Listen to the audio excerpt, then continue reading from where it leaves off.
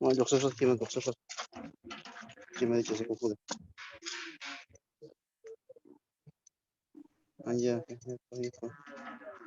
¿Qué dice?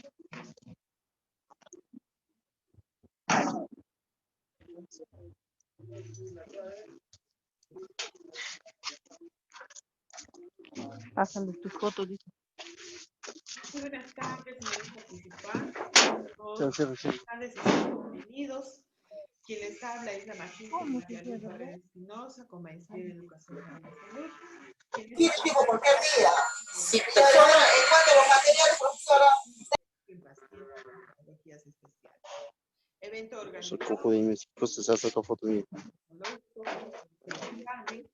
Y el paciente elaborado contenidos para el reforzamiento y especialización tanto de nuestros exalumnos, personas que laboran en farmacias, boticas, etcétera, y centros de atención, en los cuales se practica pues el arte de la farmacología. Bien, este evento está programado para el día 2, 3, 4 y 5 de diciembre. Finalizamos el día sábado al mediodía. Y vamos a tener para ello la presencia de químicos farmacéuticos, docentes nuestros e invitados, quienes nos van a compartir un interesante temario. Lo vamos a trabajar por vía Zoom.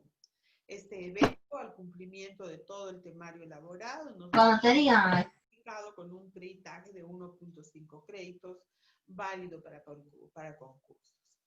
El primer día de trabajo, que se ha considerado para el día 2, va a ser trabajado por dos químicos farmacéuticos, como son la químico farmacéutica Anita Perochena y el químico farmacéutico Alejandro Corrales.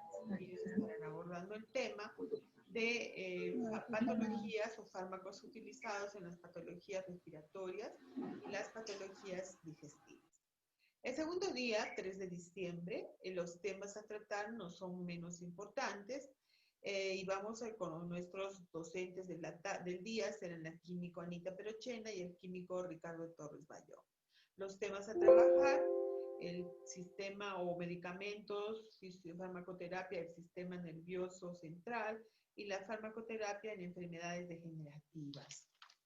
El cuarto día, 4 de diciembre, pues estaremos trabajando en...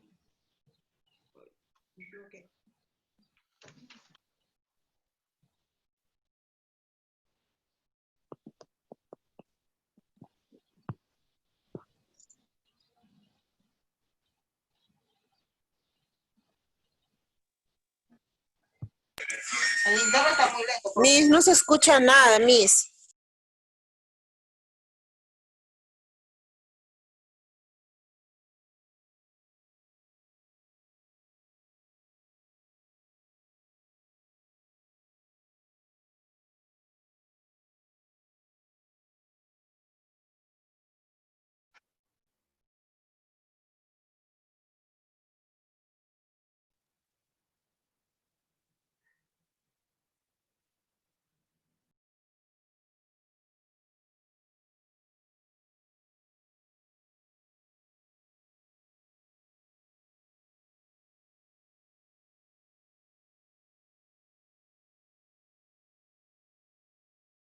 No escucho, no escucho. Ya. Primeramente, muy buenas tardes. Mi nombre es Alejandro Corrales Amata, soy químico farmacéutico de profesión. Les doy la bienvenida al curso de farmacoterapia en pacientes con patologías especiales. El tema a tratar hoy día son fármacos en patologías digestivas. Haremos una pequeña reseña del aparato digestivo e inmediatamente miraremos algunos medicamentos que se utilizan tanto para gastritis, úlcera, asimismo para diversas patologías que se pueda presentar. Muy bien, empezamos con el tema. ¿Todos me escuchan? Por favor, ¿todos escuchan? Sí se la escucha. Sí se escucha. Perfecto, perfecto. Bueno, empezamos. Como todos sabemos, el aparato digestivo empieza principalmente en la boca, con la deglución de los alimentos. Pasa luego por la faringe, el esófago y llega al estómago. Luego pasa por intestino delgado, intestino grueso y finalmente termina en lo que es la parte sigmoidea y el ano. Nosotros nos vamos a enfocar principalmente en lo que es estómago e intestino delgado. La parte fundamental del intestino delgado, ya sabemos que es la parte del duodeno y del yeyuno. Entonces, es ahí donde vamos a fijarnos principalmente algunos medicamentos, sus usos, sus interacciones, sus RAMs y algunas otras patologías que se pueda presentar. Bueno, empezando, vamos a ver lo que es el aparato digestivo. Ya hemos hablado de una pequeña reseña y vamos a ver las principales drogas que actúan en esta parte. La vamos a dividir principalmente en 4. Vamos a tocar lo que son antiácidos, bloqueadores H2, inhibidores de la bomba de protones y finalmente protectores gástricos. ¿Sí? Perfecto.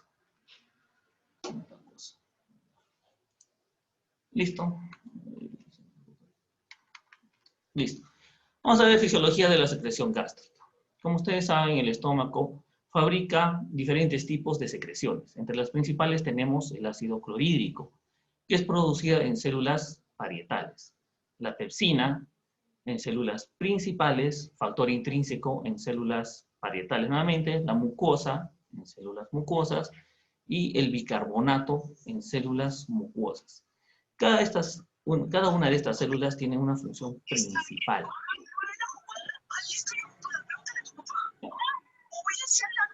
Una función principal. Dentro de lo más característico, tenemos la formación de ácido clorhídrico. Y por ser un ácido, se encarga principalmente de la degradación de alimentos. Pero como ustedes saben, debemos de tener una parte ácida y una parte básica. La parte ácida formada por el ácido clorhídrico y la parte básica formada por lo que es el bicarbonato. Estos dos principios deben de estar siempre nivelados. No puede haber uno más ni uno menos porque ya forman diferentes patologías. Si aumenta el ácido gástrico, te puede dar una gastritis, una úlcera. Si aumenta lo que es el bicarbonato, ya te puede estar dando una alcalosis, ¿no es cierto? Una alcalosis metabólica, que también es un problema porque ahí aumenta el pH sanguíneo. Y como ustedes saben, nuestro pH debe ser un pH neutro, de 7. ¿Sí? ¿Hasta aquí alguna pregunta? Ninguna. Seguimos. Dentro de las funciones de secreciones gástricas podemos ver en la mucosa, que se produce en la parte de las células mucosas. Aquí, en la parte de las células mucosas tenemos lo que es el mucus y el bicarbonato. El mucus produce un estímulo, estímulo de liberación en la secreción tónica. ¿Cuál es su función? Es una barrera física entre el flujo y el epitelio. ¿Qué quiere decir esto? Que es una división, por así decirlo, entre el estómago, o sea, donde van a estar los alimentos, y las células. ¿Ya? Es la parte mucosa. ¿Nos ayuda bastante? Sí. Luego, también en las células mucosas encontramos lo que es el bicarbonato, que aumenta con las irritaciones mucosas, es decir, cuando tú comes algo muy cargado, un ají, un rocoto, o algo muy condimentado, va a hacer que tu organismo elimine un poco más de bicarbonato. Y también va a ser la secreción de moco. ¿Cuál es su función?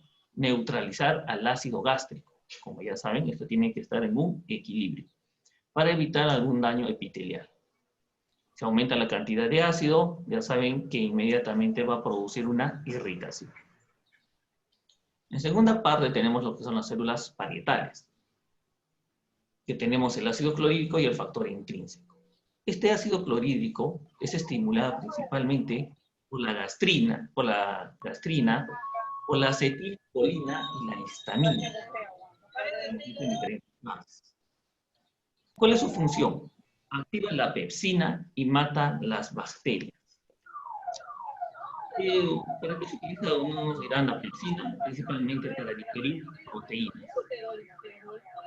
¿Ya? El factor intrínseco dice forma complejo con la vitamina B12 para su absorción en el hígado. Ya saben que es muy importante la vitamina B12 para casos de anemia, ¿no? Luego tenemos las células enterocromatines. Principalmente son seguidas por células de histamina y su estímulo está dado por la gastrina y la acetilcolina.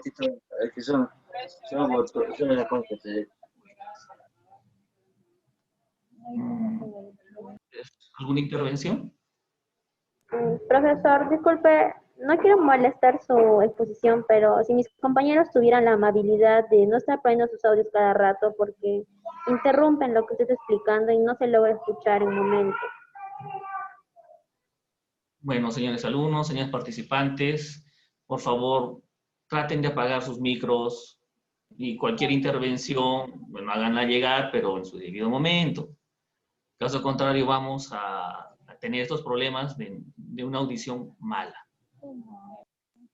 Bueno, gracias a esto, estamos en las células enterocromatígenas, que son producidas por secreción de histamina, estimuladas por la acetilcolina y la gastrina, cuya función es estimular la secreción gástrica.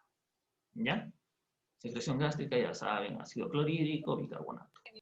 Las células principales, que es el pepsinógeno. Este pepsinógeno es una proenzima que produce la pepsina. Y la pepsina es encargada de la digestión de proteínas.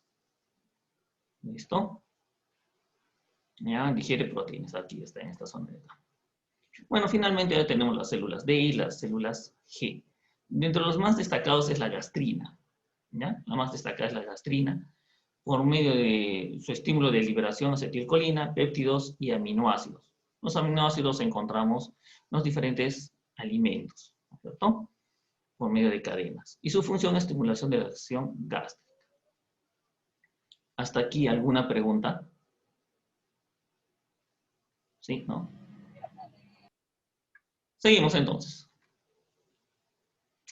Estimulantes fisiológicos de la secreción gástrica. Ahí hemos hablado nuevamente, vamos a hablar de algunas de ellas, que es la gastrina.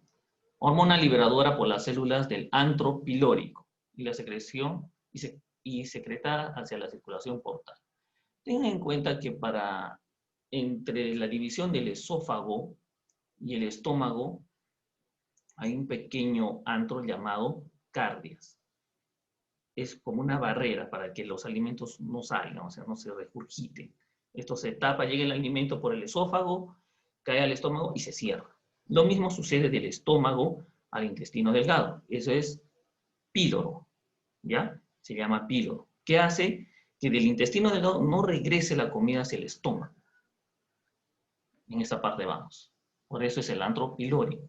Una vez que se llega la comida ahí, se produce el ácido clorhídrico, ingresa lo que es bicarbonato, se digiere esta parte e inmediatamente sale al intestino delgado y se cierra lo que es el píloro. Otro estimulante fisiológico es la acetilcolina, que es un neurotransmisor liberado por las fibras postganglionales del simpático en la pared gástrica. Bueno, hablando un poco de esta acetilcolina, usted sabe que es un neurotransmisor muy importante, ¿no es cierto? Que está dado por el sistema simpático y el parasimpático. Entonces hay que tener en cuenta principalmente la acetilcolina. Y la histamina, que es un autacoide. ¿Qué es un autacoide? Es una célula similar o igual, por así decirlo, que libera por las células enterocromafines del estómago. ¿Dónde la vamos a encontrar principalmente histamina? ¿Dónde va a ser más importante? En lo que son, ¿qué se llama? antihistamínicos. Ahí. ¿Dónde lo vas a encontrar un antihistamínico? Ya sabes que esto lo vas a ver principalmente cuando te da gripe, cuando te da algún sistema. ¿Aló? ¿Sí? ¿Alguna intervención? Bueno, no. Sigamos. Aquí vamos a ver de los estimuladores, cómo actúan principalmente. Tengan en cuenta que esta es la célula y esta es el parte del estómago. Es aquí donde van a estar los alimentos y esta es la célula donde se va a producir el intercambio de iones, ya sea el ingreso de potasio y la salida del ion hidrógeno. ¿Cómo se va a producir esto? Principalmente a esta célula llegan los estímulos, ya sea de la acetilcolina, la histamina, prostaglandina I2 y la prostaglandina E2 y la gastrina. Al ingresar por medio de calcio, hacen que el ATP se forme en AMP cíclico para la formación de proteína quinasa. Esto va a ayudar a la salida del ion hidrógeno y al ingreso del ion potasio. Aquí vamos a ver diferentes patologías y diferentes formas de medicamentos que van a actuar en esta zona principalmente. ¿Sí? ¿Hasta aquí alguna pregunta? ¿Alguna pregunta? ¿Ninguna? Listo. Si desean que les vuelva a repetir algo, alguna parte, algún esquema, me lo hacen saber. ¿Ya? Doctor, sí, me gustaría que volviera a repetir, por favor. El esquema que estaba mostrándose en pantalla. Sí, sí, doctor, por favor. Perfecto. A ver, nuevamente. Esta es la célula parietal, ¿ya? Todo este cuadradito. Y este es el lumen del estómago. Es decir, por acá abajito va a pasar todo lo que son los alimentos. Para ver estos estímulos, para ver cómo va a ingresar y salir los diferentes iones y su acción, necesitamos principalmente de acetilcolina. Recuerden que este es un neurotransmisor, la histamina, prostaglandina I2 y la prostaglandina E2 o la gastrina. Cualquiera de estos tienen que entrar en su respectivo receptor. Como pueden ver un redondito acá, dentro de su receptor que es aquí. Perfecto. Al ingresar esto, ¿qué es lo que sucede? Por medio del ion calcio, ¿no es cierto? Actúa en el ATP. Ya saben que el ATP es la energía. El ATP junto al ion calcio, cualquiera de estos estimuladores, forma la proteína quinasa. Esto se activa, ¿ya? Y va a dar lo siguiente, que el ion hidrógeno sale. Si mezclamos hidrógeno más cloro, nos va a dar el ácido clorhídrico. E ingresa el ion potasio. Ya saben que para una polarización y despolarización de células necesitamos del ion potasio y el ion sodio y también del cloro. Acá vamos a ver algunas patologías en estas bombas. ¿Ya? Vamos a ver cómo actúa el omeprazol, la ranitidina y diferentes productos más. ¿Alguna pregunta? ¿Ninguna? Acá está una barrera protectora. Acá vamos a ver lo que es el epitelio. Acá estamos viendo la parte del estómago. ¿Ya? Acá está lo que es las partes celular, epitelial y la subepitelial. La parte de acá del estómago, ¿qué podemos ver? Miren, acá está la pepsina, iones hidrógeno, el pH, está la mucosa que es esencial y está lo que es bicarbonatos. ¿Listo? Como podemos ver acá, moco, bicarbonato y fosfolípidos. La parte epitelial, ya que vendría a ser la célula, ¿no es cierto? Es donde se produce lo anterior, o sea, donde se va a producir esto de acá que les estoy mostrando en pantalla, se produce en esta zona, en la zona epitelial. ¿Ya? Acá se va a salir, como ustedes han visto, va a salir el ion hidrógeno, el ion, y va a ingresar el ion potasio. Dice que es resistencia celular porque evita, como que acá haya sido bastante ácido clorhídrico, imagínense que perfora la mucosa y comienza a malograr lo que son las células, pero evita que entre acá esta parte de acá. Cuando el ácido clorhídrico ingresa hasta esta parte, ya estamos hablando de una gastritis. Pero cuando elimina tanto el mucus como la célula, ya estamos hablando de una úlcera. Es algo ya un poco más fuerte. Como pueden ver, en las células no son de forma alargada, o sea, no son planas, ¿no? Tienen esta forma, como de una fosa. Acá es donde se producen, o estas células producen acá lo que son la gastrina, el ácido clorhídrico, todo eso, y sale hacia esta parte de acá, hacia la parte de afuera. ¿Listo? Y luego vendrá la parte subepitelial, que es el flujo sanguíneo, ya saben, por las venas, arterias, y los leucocitos. Acá está todo esto. Los leucocitos ya saben que nos va a ayudar principalmente si es que hay un tipo de infección o si alguna partícula de alimentos quiera ingresar a esta zona, ¿no? Ingresa, ya saben, por medio de gastritis o de úlcera, e inmediatamente van los leucocitos a evitar una infección. ¿Sí? A ver, sigamos. Bueno, vamos a hablar en la primera parte. Hemos dicho que el tema se va a dividir en 4. En antiácidos, bloqueadores H2, inhibidores de la bomba de protones y protectores gástricos. Antes de iniciar con esta parte, ¿hay alguna pregunta?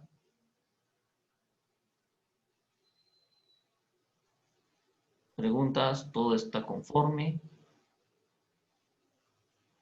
Bueno, ya que no hay preguntas, iniciaremos con los bloqueadores H2.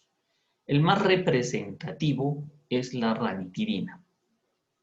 ¿Ya? La ranitidina fue un profármaco que se inició principalmente de la cimetidina. Pero por efectos, vamos a ver por qué se quitó la cimetidina e ingresó a los fármacos la ranitidina. Dice, inhibición competitiva de los receptores H2. Reduce la formación del AMP cíclico, que es esta parte de acá. Por lo tanto, la secreción de ácido gástrico. Si no hay AMP cíclico, no se va a producir esta proteína quinasa. Al no producirse, no se va a desprender el ion hidrógeno. Y como no hay ion hidrógeno, no hay con qué mezclar el cloro. No olviden que el ácido clorhídrico es la formación del ion hidrógeno más el cloro. Acá dice reduce los iones hidrógeno. ¿De intervención? No, ninguna. Listo. Dice, reduce el ion hidrógeno. Ya hemos hablado de esta parte. Si no hay MP, no hay proteína quinasa, no hay ion hidrógeno. Pepsina y factor intrínseco, pero no afecta a la secreción de vitamina B12. Eso es lo bueno. Porque si no hubiera vitamina, o sea, si la vitamina B12 quedaría atrapada en una persona, inmediatamente estaríamos hablando de anemia. ¿Ya? Porque ustedes saben que la vitamina B12 y el complejo B ayudan a la formación de glóbulos rojos. Y esto nos va a ayudar a un equilibrio en nuestro organismo. Si es que no hay vitamina B12, ya saben, la principal enfermedad, anemia. Reduce la secreción gástrica basal, la estimulación por comidas y la secreción nocturna basal. ¿Qué quiere decir con esta secreción nocturna? Cuando hay personas que tienen gastritis o presentan úlceras, en la noche, cuando uno está durmiendo, tu cuerpo secreta ácido gástrico. Y al encontrar tu estómago sin ningún alimento, comienza a corroer parte del mucus y de las células. Entonces, ¿qué quiere decir esto? Que va a evitar que salga el ácido gástrico. Por lo tanto, ¿cuándo se debería tomar la ranitidina? Según esta parte, sería en la noche. Recordar que hay ranitidina en el mercado de 150 y de 300. La de 300, según el grado. Si es una gastritis simple, ¿no? Por estrés, se puede tomar una vez al día. Si es muy compleja, cada 12 horas. Es decir, una en la mañana y una en la noche. Listo. Acá vamos a hablar principalmente de la farmacocinética. Como les expliqué en la diapositiva anterior, les dije que la ranitidina venía o era un profármaco de la cimetidina, ¿no? ¿Por qué? Porque principalmente, ahorita vamos a ver uno de los principales factores que tiene este fármaco, la cimetidina. Absorción oral, como ustedes pueden ver, la cimetidina se absorbe un 60%, famotidina un 40%, la nisatidina entre 70 y 100%, esto lo hace un muy buen fármaco. Como pueden ver acá, la ranitidina solamente 50%. Si solamente miramos niveles de absorción oral, podemos ver que la nisatidina es muy buena porque se absorbe casi el total. ¿Ya? Semivida, o sea, ¿cuánto tiempo lo podemos encontrar? La cimetidina en el cuerpo. La cimetidina te puede durar de 1 a 2 horas. Tengan en cuenta que esto no significa que, supongamos, tomo a las 6 de la mañana y a las 8 de la mañana se acabó el medicamento. No. Esto significa que llega a su pico más alto a las 2 horas. Es decir, a las 8, si yo tomo mi medicamento a las 6 de la mañana, a las 8 de la mañana ya tengo el pico más alto. Es decir, todo el medicamento ya está actuando en todo mi organismo. Y luego comienza a bajar. Recuerden que esto es como una curva. Que sube y luego baja. Listo. La famotidina tiene también este tiempo de vida, de 1 a 3.5 horas. Pero pasando a la ranitidina, miren, su pico más alto lo hace entre 2 y 3 horas. ¿Qué quiere decir? Que demora un poco más y su protección es mayor. Todos se metabolizan principalmente en el hígado. Las secreciones de la cimetidina renal, de la famotidina, no usar. ¿En qué punto no hay que usar? En la depuración de creatinina, cuando tu depuración de creatinina es menor. Si tú vas a un laboratorio y te hacen un análisis de creatinina, te van a pedir una depuración. ¿Cómo es la depuración? Van a juntar toda tu orina del día y ahí van a ver la cantidad de creatinina. Según, si el nivel es muy alto, los valores normales, van a decir que tu riñón está funcionando mal. ¿Ya? Y bueno, si es menor, excelente. Listo, la nisatidina es lo mismo que la famotidina, tienen el mismo problema. ¿Eso qué quiere decir? Que puede haber problemas renales por aumento de creatina.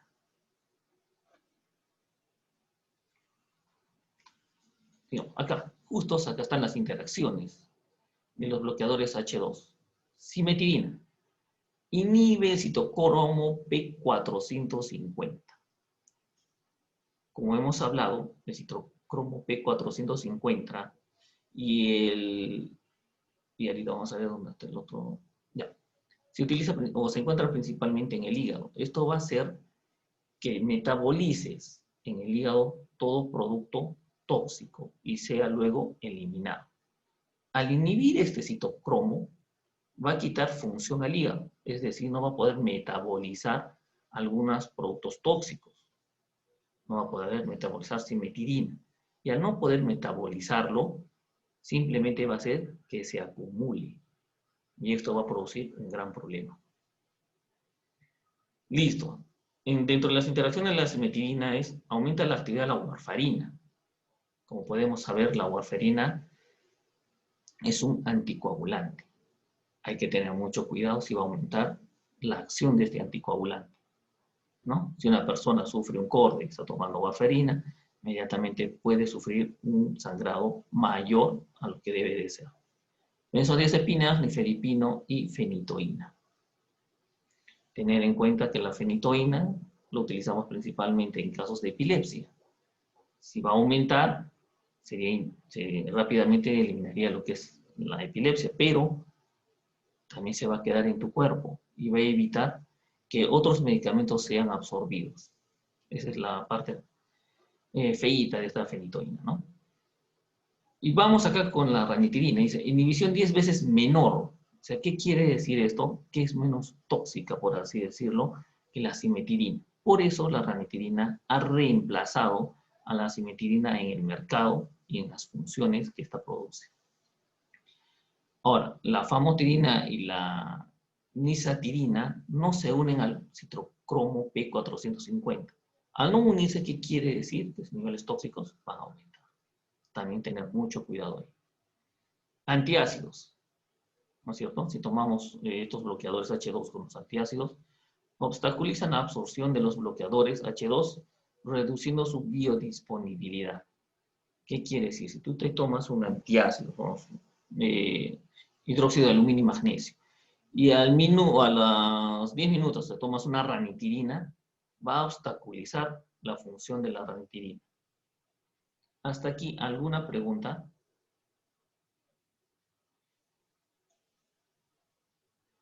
¿Preguntas? ¿Alguna? Una pregunta. ¿Sí? Dígame, señorita. Si la ranitidina es 10 veces menor, quiere decir que es menos dañina para aquellas personas que quizás sufren daños, tienen alguna patología hepática. Claro. ¿Sí? Sí, es menos cierto. Es muy recomendado. En personas o en embarazadas, ¿no es cierto? De antemano, la embarazada, pongamos, está constantemente vomitando, le cae mala comida, no puede comer comidas muy picantes o irritantes, porque no le produce vómito, entonces inmediatamente se le toma o tiene que tomar ranitidina para evitar úlceras o gastritis. Es la más recomendada, por ser menos veces o 10 veces menos lesiva. ¿Sí? Listo, continuemos. Dentro de los efectos adversos, dice, por desplazamiento de la dihidroxitestosterona y aumento de los niveles séricos de prolactina. ¿Qué es la dihidroxitestosterona? Esta enzima va a ayudar a la formación de testosterona. ¿Dónde la vamos a encontrar mayormente la testosterona? En los varones. ¿No es cierto? Eso te da los diferentes alcances que la testosterona produce en el ser humano. ¿Qué nos puede dar? Ginecomastia, galactorrea, impotencia y pérdida de líbido. Es un efecto adverso un poquito considerado. Dice, por atravesar la barrera hematoencefálica, confusión mental, agitación y convulsiones. Principalmente la simetirina fue eliminada del mercado por esta parte de acá, por ingresar a la barrera hematoencefálica, porque te produce convulsiones. Imagínate, tú tienes una úlcera, te tomabas simetirina e inmediatamente comenzás a convulsionar. Entonces es un efecto adverso muy desfavorable para el medicamento. ¿Ya? Por eso se está retirando del mercado la simetirina. Otros efectos, bueno, los más comunes, diarrea, flatulencia, somnolencia, fatiga, dolor muscular, efectos de rebote y tolerancia. ¿Qué quiere decir este efecto de rebote? Algunas personas al tomar los medicamentos piensan lo siguiente: si tomo una pastilla me aliviaré en 2 horas, pero si tomo 2 o 3 me voy a aliviar en menos tiempo, lo cual no sucede, porque al aumentar la cantidad de medicamento produce este efecto, el efecto rebote. En vez de neutralizar el ácido, lo hace aumentar. A eso se refiere esto. ¿Listo? Ya está. Efectos adversos, ranitidina, un prototipo terapéutico, ya hemos dicho que venía principalmente de la simetirina. Comparada con la simetirina, tiene menos efectos adversos, no produce efectos antiandrogénicos, como hemos dicho en esta parte de acá, la dihidroxitestosterona, formación de testosterona, o estimulante de prolactina. Prolactina, ya saben, leche materna. No inhibe la síntesis de oxigenasas, de función mixta, y no presenta la concentración de otros fármacos. No produce confusión mental. Es lo más importante que se puede ver en ranitidina. Por eso es el medicamento de elección como bloqueador H2. Usos terapéuticos: cicatrización de úlceras gástricas y duodenales.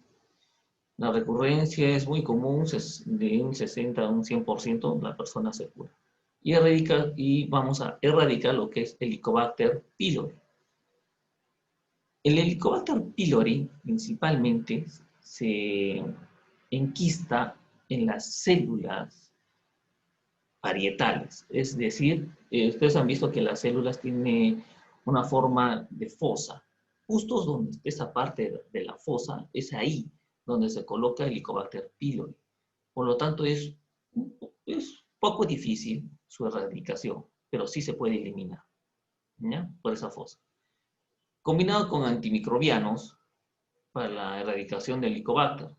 Antimicrobianos que vienen como la amoxicilina, la claritromicina, son los principales antimicrobianos que se utilizan, junto con ranitirina y otros medicamentos más, como también el metronidazol, para la eliminación del Helicobacter pylori. Profilaxis, úlceras de estrés o inducidas por AINES. Ya saben, úlceras de estrés es algo que nadie está libre. Todo el mundo sufre de estrés, ¿no? A algunos le da estrés hasta por levantarse de la cama, pero da. O inducidas por AINES. Ya hemos hablado de los AINES, tenemos el ácido acetil salicílico, la diclofenaco, naproxeno, ibuprofeno, todos ellos. Prevención y tratamiento de esofagitis por RGE, que es reflujo gástrico esofágico. ¿Qué quiere decir esto? Cuando has comido mucho, cuando se te ha fermentado en el estómago, lo regurgitas, o sea, lo vomitas. Y ese vómito simplemente va cargado con ácido clorhídrico y sientes que todo tu esófago te quema. A eso se refiere. Esofagitis por reflujo gastroesofágico. Hasta aquí, ¿alguna pregunta para pasar al siguiente tema? Preguntas, por favor.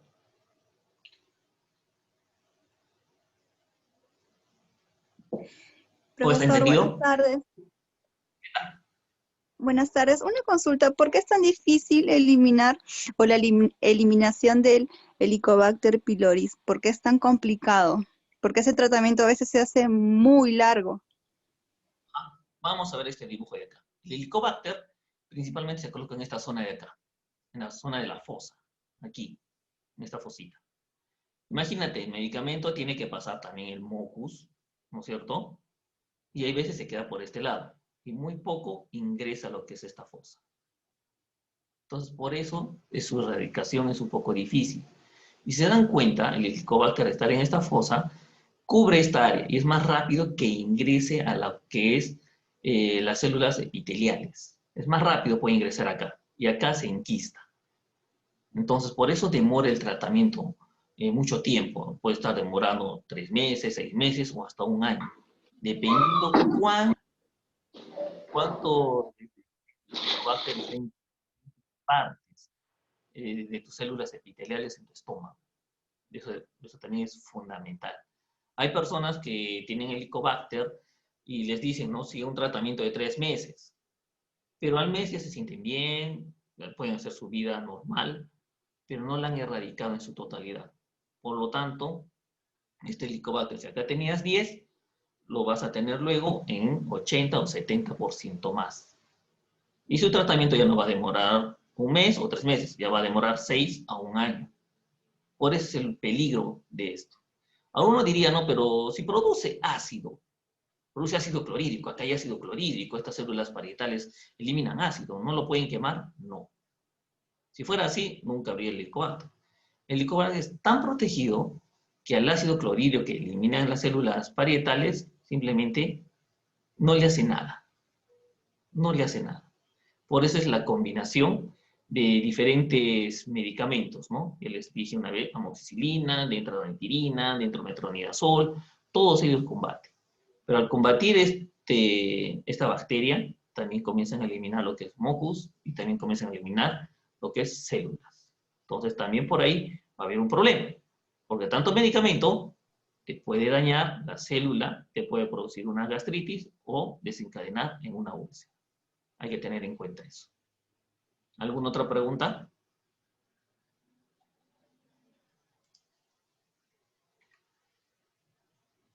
¿Preguntas? ¿Dudas? Ninguna. Bueno, me gustó el audio. Bueno, vamos a hablar otro punto. Ya hemos hablado de lo que son los bloqueadores H2. Ahora vamos a hablar de los inhibidores de la bomba de protones. Principalmente estos son los que están ya saliendo en el mercado. El más conocido es el omeprazol, ¿no? De ahí otro reconocido es el esomeprazol y luego el lansoprazol. Muy poco, porque no está acá en el país, es pantoprazol y el rabeprazol. Nosotros estamos hablando de medicamentos que están tanto en el país como fuera del país, ¿no es cierto? Como digo, el más conocido, omeprazol. Listo. Acá se utiliza la bomba de protones. Acá dice bien claro, inhibidores de la bomba de protones. Ion, hidrógeno, potasio y ATPase.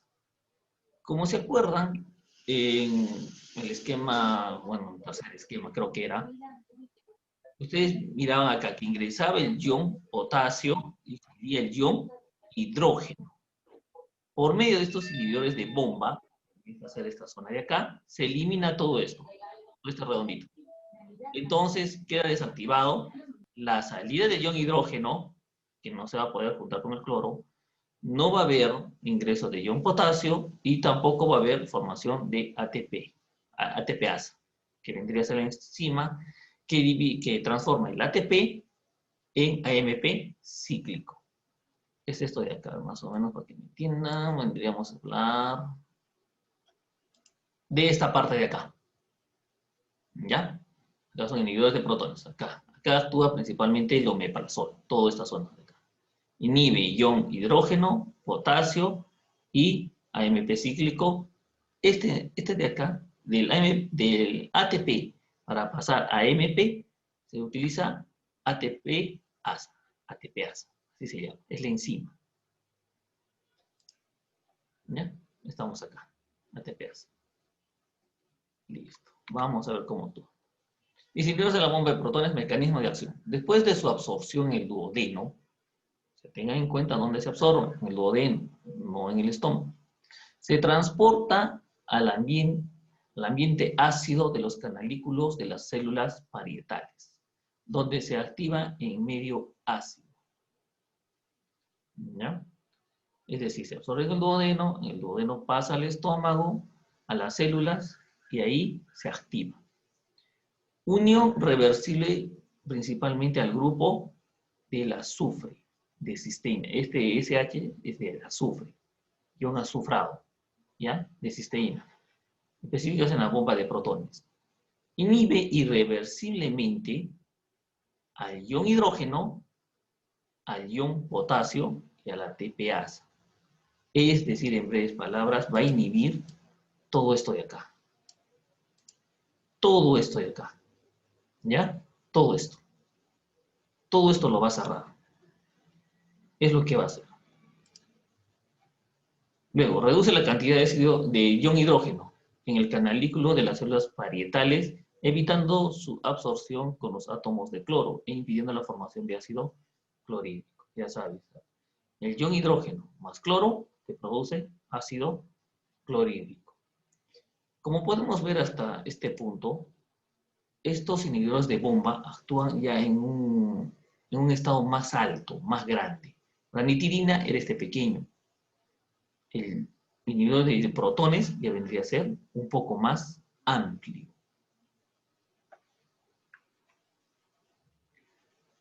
Listo. Hasta aquí, ¿alguna pregunta? ¿Alguna pregunta? ¿Está entendida esa parte? Disculpe, una pregunta. Yo trabajo en emergencia. Siempre que una persona mareada viene o así, siempre recetan omeprazol. ¿A qué se debe? Bueno, como tú sabes, si la persona mareada ha tomado licor, no sé, pisco, lo que sea, más el ácido clorhídrico que tiene en su cuerpo, porque tú sabes, llega al estómago, inmediatamente tu cuerpo no piensa, ¿no? O sea, tu cuerpo reacciona porque reacciona. No piensa, ah, ya es una manzana, es un, ¿qué se llama? Es un pan, no, o es un líquido. Tú mismo, cuando secretas saliva y te la pasas, también se elimina ácido clorhídrico. Ahora, miremos en la persona que ha tomado una cantidad exagerada de alcohol, como podemos, el alcohol ya comienza a, ¿cómo te puedo decir? A quemar un poco lo que es mucosa. Imagina que la persona tenga una gastritis, ya le comienza a arder el estómago. A esto, adicionado al ácido que produce tu cuerpo, imagínate, es una parte acidificada ya tu estómago. Por eso comienza a arderles, comienzan los retorcijones. Entonces, inmediatamente se le coloca omeprazol de 40 miligramos, unos lo colocan por medio de, ¿qué se llama esta cosa? Bolutrol, ¿no es cierto? Para eliminar esa parte de la bomba. Al eliminar la parte de la bomba, estás eliminando este ion hidrógeno. Al eliminar el hidrógeno, el cloro que está acá, está dando vueltas y no tiene con quién unirse. Entonces, hasta ahí ya has quitado parte del ácido, ¿no es cierto? Ahora, este ion potasio, tienes que tener en cuenta que para la polarización y despolarización celular necesitamos de potasio y necesitamos de sodio. Entonces, si ya quita estos dos protones, ya no hay problema, ya no se va a producir ácido. Y lo que va a hacer que simplemente todo lo que ha tomado la persona se comience a eliminar. Al intestino pasa a metabolismo e inmediatamente se elimina. Eso evita que la persona sienta más dolor. Por eso utilizamos omeprazol en lo que es emergencias. ¿Alguna otra pregunta?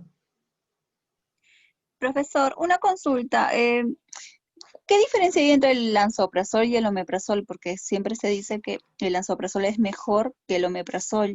Yo quiero saber si eso es cierto y por qué sería. Como podemos ver en estructuras, esto es principalmente estructura química. A ver, no sé si en alguna de las clases, bueno, este año es sexto clase.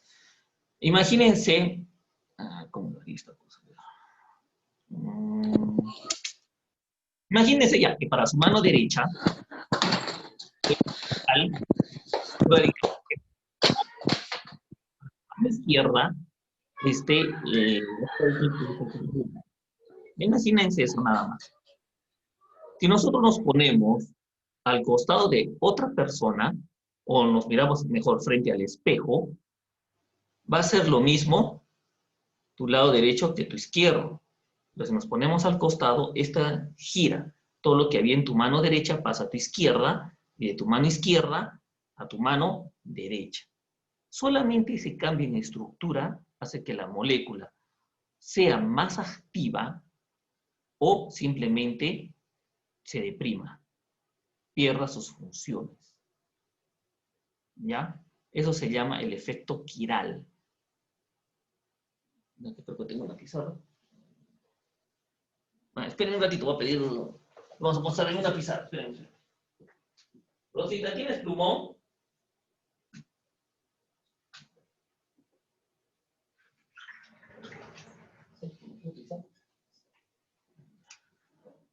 ¿Me pueden ver acá la pizarra? ¿Sí? Sí, profesor. Sí, profesor, sí. Imagínense una estructura. Imagínense así. ¿Ya? Imagínense que el color rojo, vamos a poner que sea flúor, que es el que va a hacer la función, el que va a actuar, ¿no es cierto? Y acá hay otro carbono, o un plomo H, un hidrógeno no. La función quiral es que este flúor que está acá va a cambiar solamente de posición. Es decir, va a ir de esta forma de acá. Flúor en esta zona, viene acá el ion carbono, el hidrógeno. No sé si se puede mirar muy bien por el, ¿qué se llama? Por la web, pero solamente este cambio de posición, miren, ha pasado de acá, se ha dado la vueltita para este lado y está en esta zona. A este cambio de posición se llama quiral. Eso hace, este quiral, hace que el fármaco tenga una potencia más fuerte o simplemente se deprima. Es decir, no actúe. Esto puede suceder en la primera cadena, segunda, tercera, depende de dónde esté. Eso hace, nuevamente les vuelvo a repetir, que un medicamento tenga más fuerza que otro. ¿Ya? Ejemplo, ustedes conocen loratadina. Y hay otro medicamento que se llama desloratadina. Ahí ha habido un cambio quiral. Entonces, simplemente, la fuerza de este medicamento es mayor, la desloratadina. Pero no quiere decir que por ser mejor va a tener menos efectos adversos. También pueden aumentar sus efectos adversos. Por eso, antes de mandar un medicamento al comercio, simplemente pasa por diferentes etapas. No es que yo hago el cambio y lo mando a vender con un mayor precio. No, hay diferentes etapas. ¿Sí? ¿Hasta acá está entendido esta parte? Sí, profesor. Listo.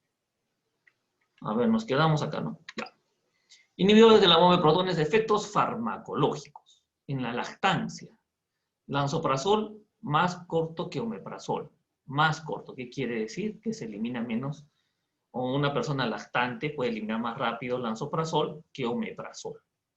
¿No es cierto? Ahí hay una ventaja. Inhiben secreción del ácido basal y estimulada por comidas en casi el 100%. Aumenta la presión del esfínter esofágico inferior, evitando el reflujo gástrico. ¿Ya? Eso es algo muy bueno para que no lo regurgites todo, no lo vomites. Acelera la cicatrización de úlcera duodenal en 4 semanas y la gástrica en 8 semanas. ¿Esto qué quiere decir? Si tú tienes una úlcera en el duodeno y tomas estos inhibidores de la bomba de potasio, puedes eliminarla en un mes. ¿Ya? Mientras que en la parte gástrica, es decir, ya en el mismo estómago, lo puedes eliminar en 2 meses. Esto es algo muy bueno, ¿ya? Porque si tú tomarías solamente ranitidina, esos tiempos se alargan. Ten en cuenta que en el duodeno tú absorbes los inhibidores de la bomba de potasio y estos van recién al estómago para actuar. Entonces, por eso demora menos tiempo. Reduce parcialmente la liberación de pepsinógeno. Hemos dicho que es el pepsinógeno. Es una proenzima que va a producir pepsina. ¿Y qué nos va a ayudar la pepsina? A la digestión de proteínas. Por eso cuando una persona, ustedes han escuchado que cuando una persona tiene gastritis, tiene úlcera, le dicen no comidas condimentadas, no comidas crudas y todo tiene que estar hervido. Entonces, al estar hervido, simplemente la parte proteica ya es más rápida, rápidamente se puede absorber, ¿no? Entonces, evita esta parte. Imagínate que tú agarres teniendo una gastritis y te comas tu parrillada. 1, la carne va en tu estómago a descomponerse en un tiempo más prolongado. 2, tienes que ver la cantidad de condimentos que le han echado. Por lo tanto, te va a doler más a que tú comas una carne hervida, ¿no? Es muy diferente y su absorción todavía es más rápida. ¿Sí? Dice, no afecta la producción del factor intrínseco. Esa es otra cosa. Listo, ahora vamos a hacer la farmacocinética. Esto es muy importante también. Miren aquí. Acá tenemos los diferentes fármacos, omeprazol, lansoprazol, pantoprazol, rabeprazol. Bueno, este rabeprazol casi no está en el mercado. Estos desde acá adelante sí los podemos encontrar en farmacias, en boticas. Absorción oral, miren, omeprazol, un 50%. Lansoprazol ya se absorbe más, un 80%, y pantoprazol, un 78%. Se absorbe de una forma muy buena. Tiempo de vida. Y hemos dicho que era un tiempo de vida, ¿no es cierto? La curva subía y bajaba. 1 hora, dura un poquito más, el lansoprazol. Y el pantoprazol, igual que el omeprazol. Es aquí, metabolismo. Cuando nosotros hablamos de metabolismo en clases, hablamos principalmente de 2 factores. El CYP3A4, que es el principal metabolizador en el hígado. Y de ahí le continúa el citocromo P450. Entre estos dos ya abarcan casi el 80% de metabolización en el hígado. Pero si ustedes pueden ver en el omeprazol, es otro tipo de metabolizador, ¿ya? También existe este, están dentro de tu hígado. Si entre estos dos forman un 80% de la metabolización de cualquier producto o cualquier cosa en tu hígado, esto debe estar en un 5% más o menos o en un 2%. Por lo tanto, ¿quién se va a metabolizar más rápido? Tenemos lansoprazol y pantoprazol. Unión a proteínas. Como ustedes saben, cuando llega el medicamento y se junta tu proteína, inmediatamente te funciona como un carrito que te lleva por todo lugar, ¿no? Te lleva al lugar de acción principalmente. Mientras más se junten a proteínas, más rápido llega, pero hay que tener en cuenta lo siguiente, que su unión es muy fuerte, ¿no? Hay muchos casos donde se han podido hasta intoxicar con diferentes medicamentos debido a la unión proteica, porque una vez que se junta la proteína, no se sueltan fácilmente. Eliminación, bueno, casi los tres se eliminan por vía de orina. Entonces, ¿dónde ya podemos ver algo significativo entre el omeprazol y estos dos productos, lansoprazol y pantoprazol? Es en el metabolismo. En el metabolismo y en su absorción. ¿Ya? Lo principal, lo más destacado. Dice, omeprazol, el único que ha mostrado interacciones significativas con otros fármacos. Pantoprazol, no es necesario ajustar la dosis en ancianos o insuficiencia renal. Tengan en cuenta ese punto. No es necesario ajustar la dosis en ancianos. ¿Qué quiere decir esto? En farmacia, cuando la persona, principalmente en la parte de hospitalización, el farmacéutico y también el personal técnico, hacemos lo que es dosis unitaria. Acá miramos cuánto medicamento puede o necesita el paciente para que se recupere óptimamente. Si es muy fuerte la medicación, tenemos que reducirla. Y si falta, bueno, tenemos que aumentar. Entonces, esto se ve también por análisis de laboratorio. Un efecto muy importante, miren aquí, el omeprazol tiene muchas interacciones. Entonces, hay que tener cuidado. No es que porque te protege el estómago, te curaste. No, también hay que tener en cuenta que aparte de omeprazol, puede estar tomando otros medicamentos. ¿No es cierto? Puede estar tomando ceftriaxona, ciprofloxacino, metronidazol, todos ellos. Entonces, ahí va a haber interacciones y hay que tener en cuenta esto. Mientras que con pantoprazol, en personas ancianitas que ustedes saben que sufren diferentes enfermedades y hasta multienfermedades, hay personas que son hipertensas, diabéticas y tienen problemas renales, ¿no? O sea, es una complicación muy seria. Hay que tener mucho cuidado ahí. Pero lansoprazol dice no usar en insuficiencia renal. O sea, sí, esto es hay que tener mucho cuidado en esto. Entonces, lo más conveniente es pantoprazol. ¿Ya? Pantoprazol. Acá ya la diferencia entre estos dos. Bien grandes. Dice, efectos adversos e interacciones. ¿Alguna pregunta hasta aquí para pasar a este punto ahora de efectos adversos? ¿Preguntas? Bueno, creo que ninguna. Efectos adversos. Generalmente son todos bien tolerados. Los efectos adversos significativos, lo que siempre vamos a utilizar en cualquier medicamento, vamos a verlos. Cefalea, diarrea, vértigo, náusea, constipación, dolor abdominal e insomnio. Raras veces, ¿no? Se puede decir un sobrecrecimiento bacteriano en el estómago, hipergastrinemia. Este sobrecrecimiento bacteriano, ¿no es cierto?, es cuando se produce una interacción entre el medicamento. Entonces, ¿qué quiere decir? Imagínate que tú tienes Helicobacter pylori en tu estómago y estás tomando una serie de medicamentos y también protectores gástricos. El protector gástrico va a impedir que ingrese el hidrógeno con el cloro, ácido clorhídrico, también va a impedir que cierto antibiótico se junte, ¿no es cierto?, a su receptor y haga su función. Por lo tanto, si vas eliminando el Helicobacter pylori a una velocidad de, no sé, imagínate, 100 bacterias al día, esto va a reducirse a un 30-40% menos. Es decir, vas a eliminar 30-40 bacterias por día. Por lo tanto, la bacteria se va a multiplicar. A eso se refiere sobrecrecimiento bacteriano. ¿Ya? Interacciones, el omeprazol inhibe, ahí está el citocromo P450 y reduce la velocidad del metabolismo.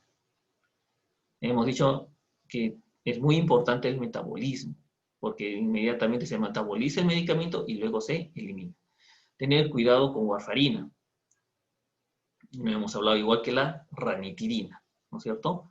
Problemas de coagulación, diazepam, fenitoína. ¿Qué quiere decir esto?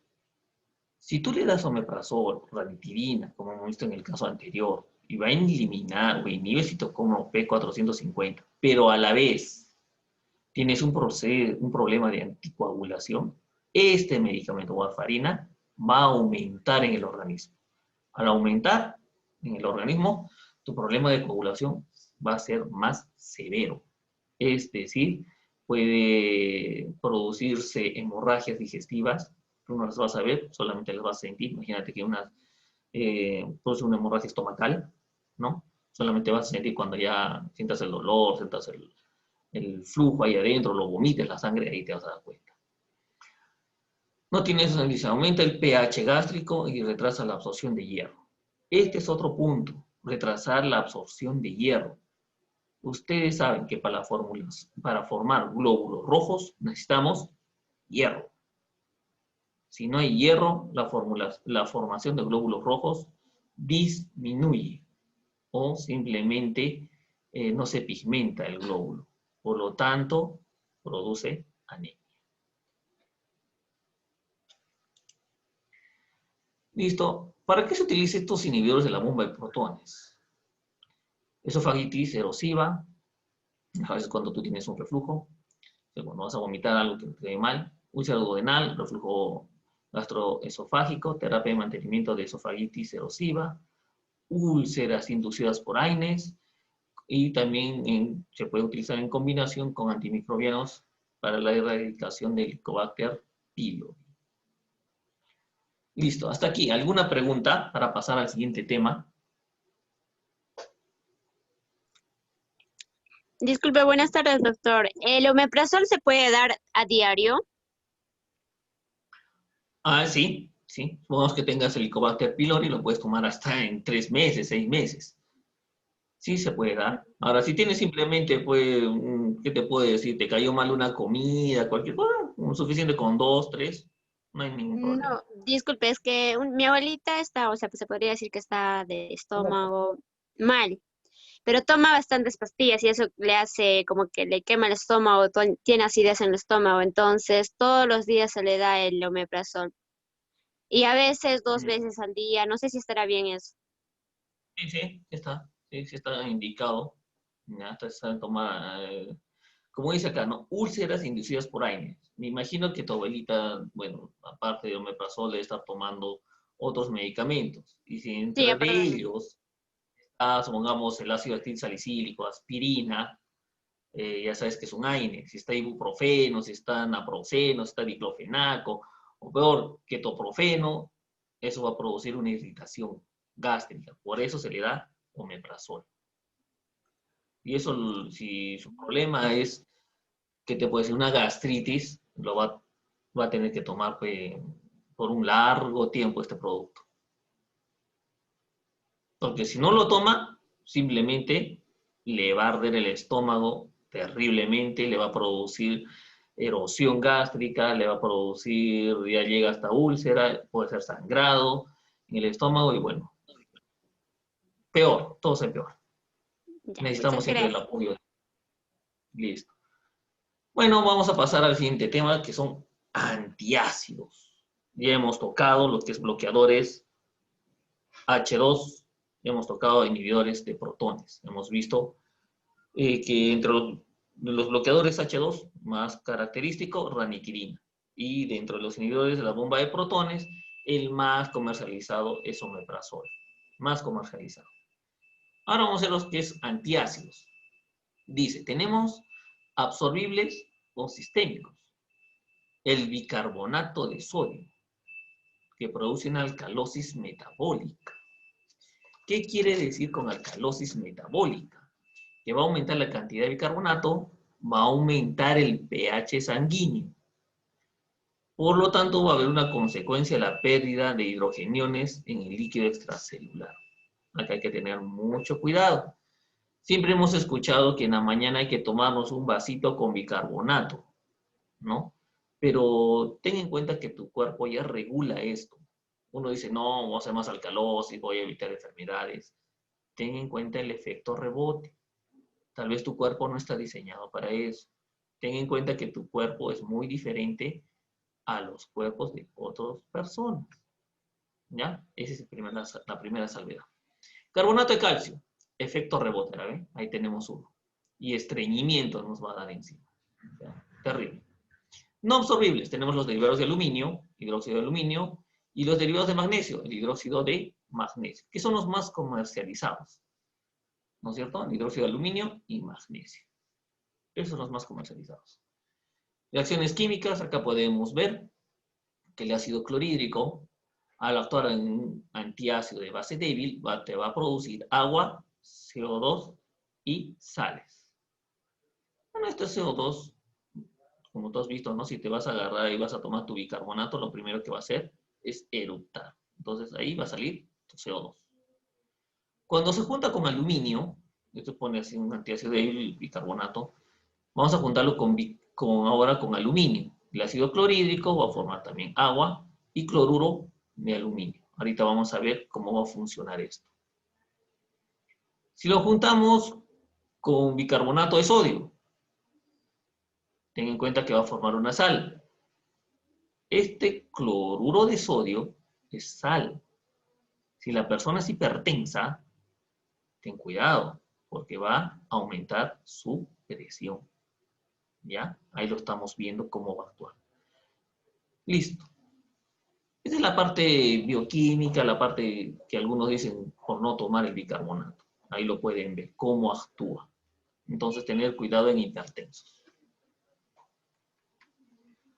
Listo, las sales de magnesio. Ahí, como puedes ver, la parte química del magnesio, el óxido de magnesio, más ácido clorhídrico, cloruro de magnesio. ¿Qué te va a dar? Dice, las sales de magnesio no se absorben, por tanto, el ion magnesio en el lumen retiene agua. ¿Y qué te va a dar? Te va a dar una diarrea.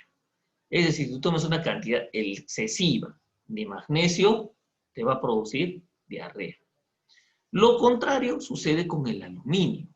Si tú tomas una elevada cantidad de aluminio, como la leche de magnesia, imagínate, la leche de magnesia carrera, de aluminio es astringente, ¿no es cierto? Es astringente, que quiere es constipante.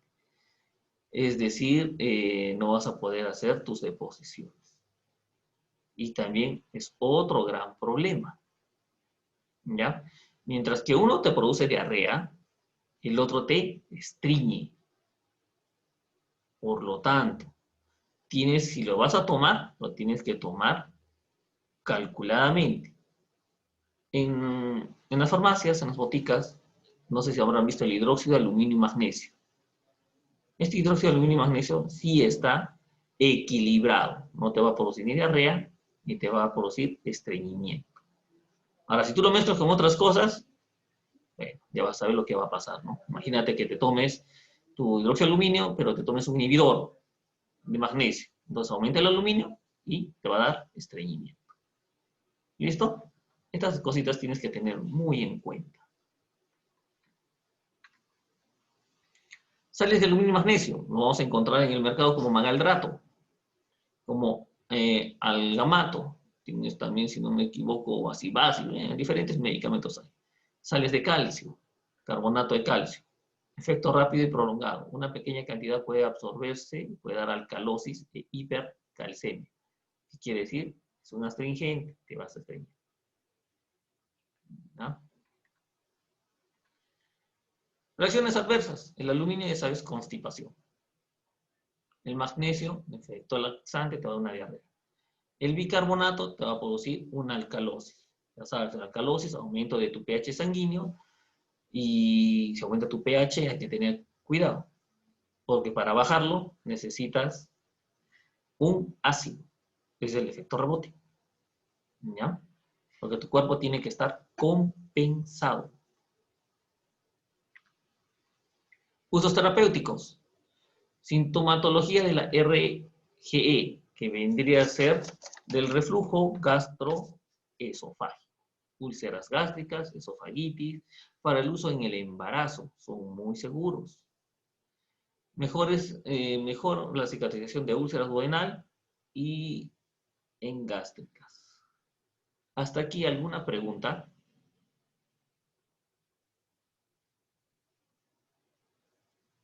Chicos, ¿alguna pregunta?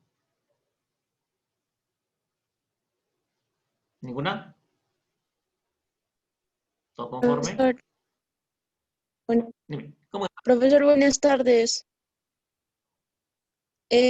Quisiera saber cómo actúan las sales de las sales de hidratación. Bueno, es sales de Ajá, rehidratación. porque he visto que contienen, sí, esos. Me entraba. Bueno, sales de hidratación. Principalmente, Sí, profesor. ¿cómo te deshidratas más rápidamente cuando tú sufres de diarreas? Porque constantemente eliminas líquido, ¿no? Entonces tú tienes que rehidratar tu cuerpo. Rehidratar, es decir, colocar minerales en tu cuerpo. Colocar sodio, colocar potasio. Esto no significa que tú vas a tomar tu Gatorade, ¿no? Ahí dice, sales de rehidratación para deportista. Pero ten en cuenta que el deportista está sano. Simplemente transpira o elimina agua por medio de sudor. Pero en una persona que tiene diarrea, es una persona que está enferma, que está mal. La diarrea inmediatamente sucede unas 8, 10 diarreas al día, y es bastante. Tú tomas agua y inmediatamente vas y ocupas el baño. Entonces no te vas a tomar un Gatorade, te tienes que tomar una sal de rehidratación. Estos principalmente tienen potasio, tienen sodio, tienen cloro. ¿Ya? Cloro no significa que le eche el giro. ¿Cómo puedes hacer una sal de rehidratación? Hay múltiples, ¿no? Lo más significativo, agarras una papa, la rayas, ahí ya tienes un poco de potasio. Un poco de arroz, el agüita de arroz ya tiene sodio. Echas glucosa, azúcar, pero echas también sal. Ahí ya tienes glucosa, ya tienes cloro, ya tienes sodio. Todos estos minerales, al tomártelo, inmediatamente equilibran tu organismo. Esa es una sal de rehidratación. ¿Ya? Tener en cuenta eso. ¿Alguna otra pregunta? Profesor, entonces en el caso de que una persona esté estreñida, podría tomarse cloruro de magnesio, ¿no? Como para que pueda evacuar rápidamente. ¿Solamente bastaría eso con una sola dosis? No es que cuando esté estreñida tomamos magnesio para que no sea diarrea. No significa eso. O si tenemos una diarrea galopante, tomamos aluminio y simplemente nos constipamos. No, no funciona así. Ya, porque si no, ya la cura ya la tendríamos, ¿no es cierto? Ya la tendríamos. Imagínate que una persona esté constipada, no puede hacer sus deposiciones, ya, entonces lo que se utiliza son otros mecanismos, son como fosfatos. Esto lo vas a encontrar en el mercado. Son fosfatos líquidos. Ahí tienes el Evacuol, ¿no? Tomas eso y te ayuda a evacuar más rápidamente. Otras personas que dicen, tómate más agua, ¿no? Porque la deposición está muy sólida. Entonces, al tomar más agua, se homogeneiza, pone un poco más patosa y puedes hacerlo. No es lo que les dije anteriormente. Si estás constipado, o sea, si no puedes hacer tus deposiciones y tomamos magnesio, nos liberamos. No, no funciona de esa forma. Ya, hay Pero que si tener mucho. si la persona es sana, porque sé que el magnesio tiene una contraindicación nada más, que es no la pueden tomar las personas que tienen insuficiencia renal. Entonces por eso es que no sé por qué no se podría tomar o utilizarlo de esa manera para no utilizar otros medicamentos, ya que es un mineral que el cuerpo necesita, ¿no? Pero tú tienes como óxido de magnesio. O sea, tú te estás refiriendo principalmente al magnesol, ¿a eso? ¿Al magnesio? Cloruro de magnesio. Ah, el cloruro de magnesio. Bueno, tienes por un lado cloro y tienes por otro lado magnesio. Si tomas magnesio te va a dar, ya sabes, en cantidades exorbitantes, te va a dar una diarrea. Y ten en cuenta el cloro. Ese es el principal factor, el cloro. El cloro unido a un ion hidrógeno va a producir una mayor cantidad o secreción de ácido clorhídrico en este tema. El cloro en otras partes, como en la vía renal, ¿no es cierto?, va a sacar al ion hidrógeno, que al ion sodio.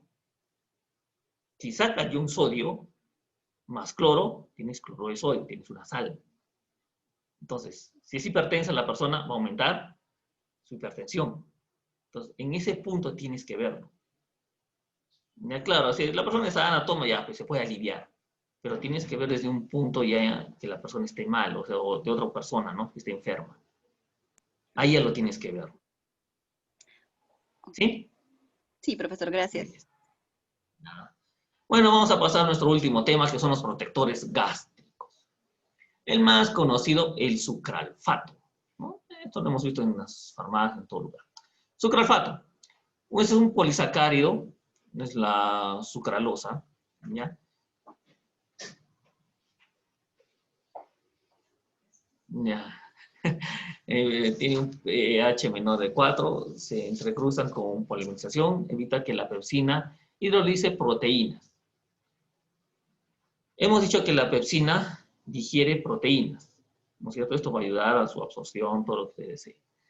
Pero dice acá, evita que pepsina hidrolice proteínas de la mucosa. ¿Qué quiere decir? Que no se van a degradar completamente. Impide la difusión del ácido, es decir, va a impedir que el ácido clorhídrico salga. Ten en cuenta que este sucralfato, imagínate, ¿no? ¿Qué te puedo decir? Un cuarto, imagínate un cuarto, que esa es tu célula. En esta célula está por un lado la MP, está por otro lado ya el calcio, ya para salir al techo tienes que salir con el ion hidrógeno, pero a veces el ion potasio. Esto es como una alfombra que viene y tapiza todo eso. Por eso evita la difusión de las. Ahí está. Lo tapiza. ¿Ya? Es un protector, es un tapizante. Estimula la producción local de prostaglandinas y factor de crecimiento epidérmico. Listo. En constipación no es la absorción de otros fármacos. No hay mucho más que decir del sucralfato. Es un complejo de polihidróxido de aluminio más sacarosa sulfatada. El pH ácido se polimeriza formando una pasta viscosa. Ten en cuenta cuando tú tomas... Ya está.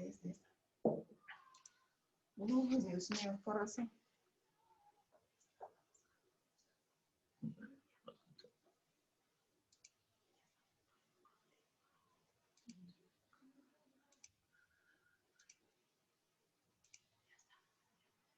Ya está. Listo, regresó la señal.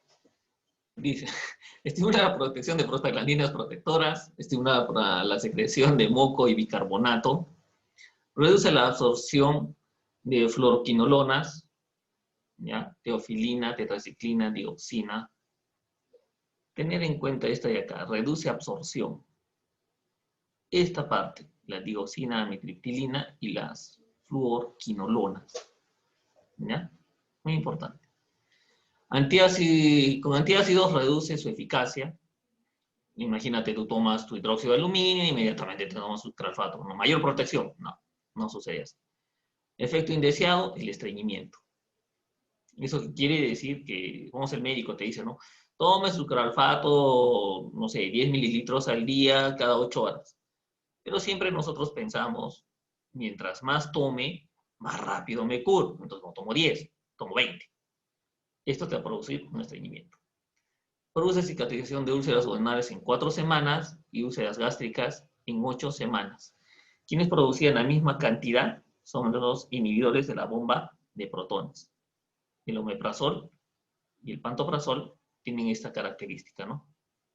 De la reducción de la cicatrización.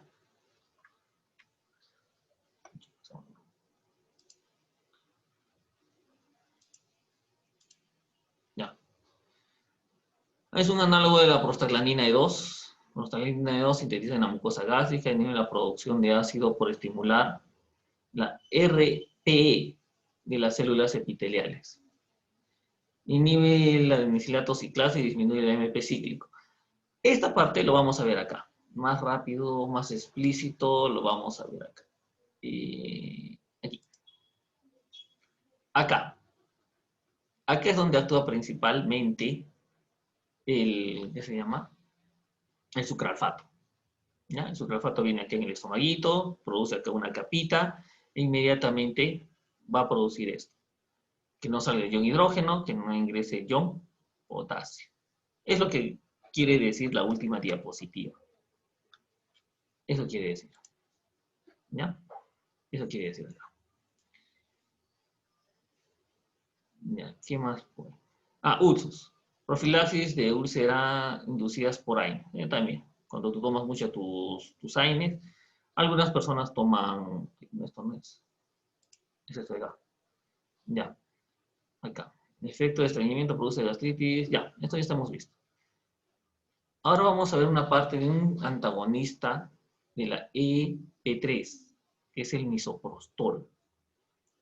Algunos ya le damos, el misoprostol sí se utiliza para eliminar úlceras, para eliminar gastritis, sí se utiliza. Pero lamentablemente ya tomó otro giro ese misoprostol, ¿no?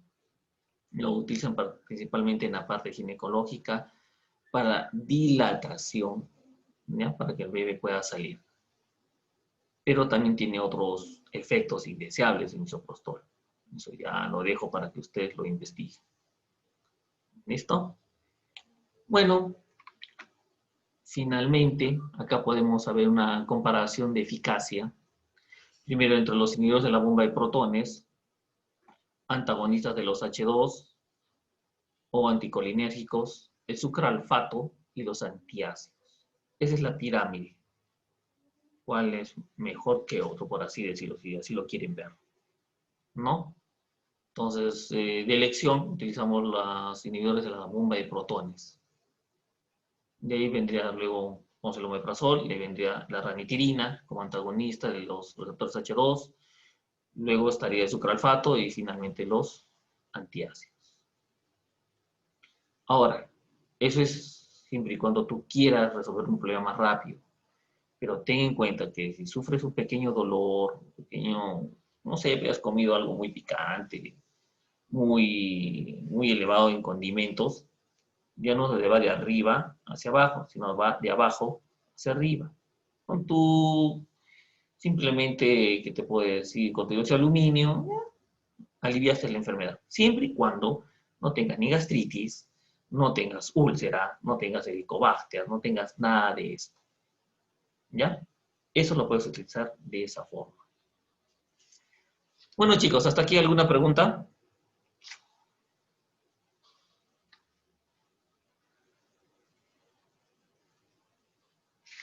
¿Alguna pregunta?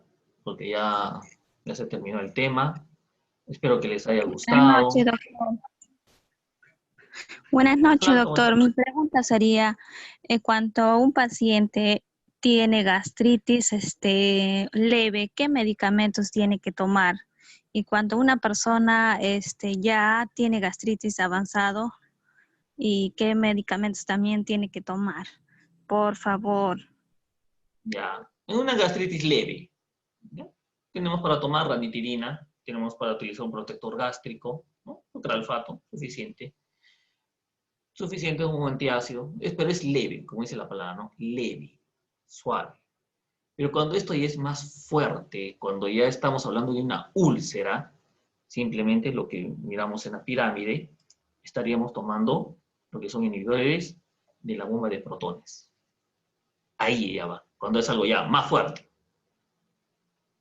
Vuelvo a repetir, esto no significa que para aliviar mi enfermedad, una enfermedad leve, tengo que tomar algo muy fuerte. No, todo tiene una escala. ¿Ya? Desde los antibióticos hasta estos medicamentos, todo se utiliza en escalas. No es decir que por saltarme 4 pisos, ya me curé. Sí te vas a curar, pero luego puedes tener más problemas de los que has tenido. Eso lo vamos a ver principalmente en antibióticos. Es bien bonita esa parte. Ya, pero siempre respeten, por favor, el triangulito. ¿Alguna otra pregunta?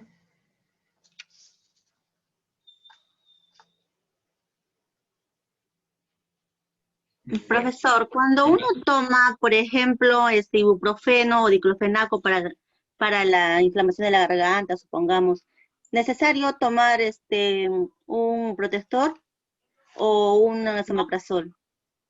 No. Si estás sano, si no tienes gastritis, no tienes úlcera, tu parte mucosa y la parte bicarbonato en tu estómago están bien, no hay ningún problema. No quiere decir que tomando un ibuprofeno, un diclofenaco, inmediatamente eliminas toda la mucosa, eliminas parte del tejido epitelial. No, no significa eso. ¿Ya? Todo va progresivamente, poco a poco. Ah, ya, A eso ya, me refiero. ya, profesor, gracias. Listo.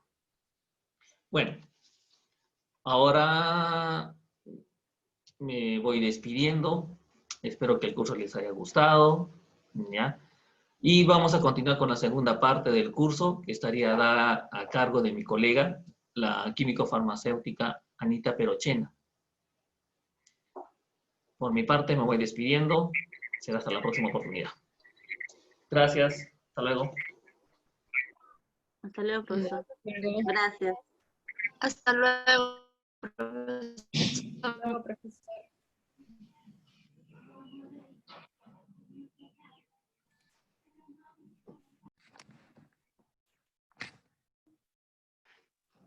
Buenas tardes, jóvenes. Buenas tardes. Conmigo van a hacer el siguiente tema, que es fármacos utilizados en patologías respiratorias. Muy buenas tardes. Buenas tardes.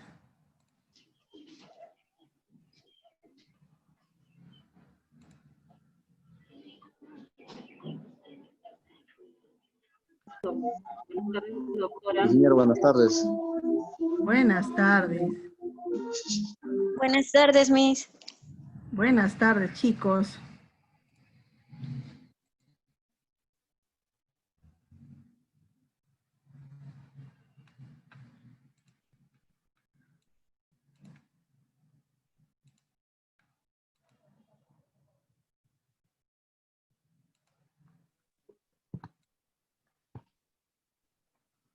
Las patologías respiratorias que vamos a ver el día de hoy,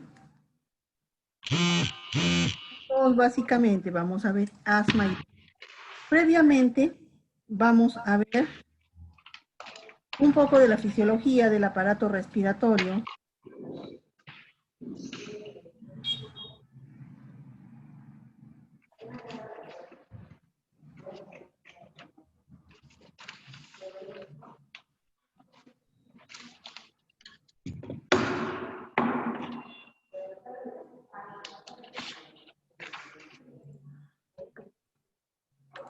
A ver, espérenme un segundo, por favor, porque no puedo acceder a las diapositivas.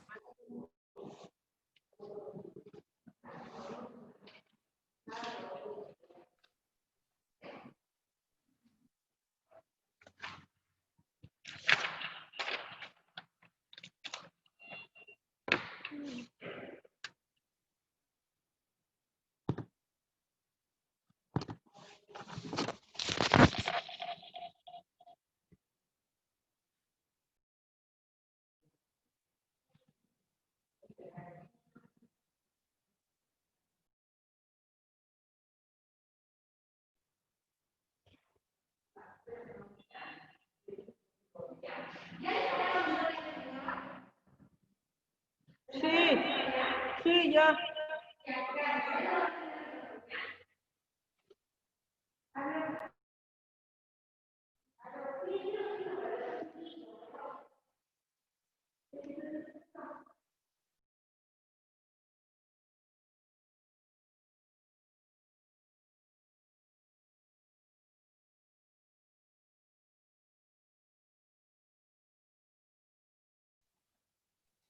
Por favor, alumna Flor Ochoa, salirse un momento de la reunión y volver a ingresar. Ella tiene el hospedador, por favor, para que lo regrese. Flor Ochoa, por favor, salirse de la reunión. Ya, Miss. Y volver a ingresar. Tú tienes el hospedador.